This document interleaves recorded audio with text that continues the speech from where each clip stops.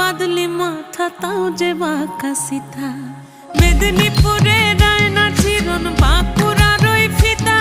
আর যতন করে বাঁধলি মাথা তাও যে বাঁকা সিথা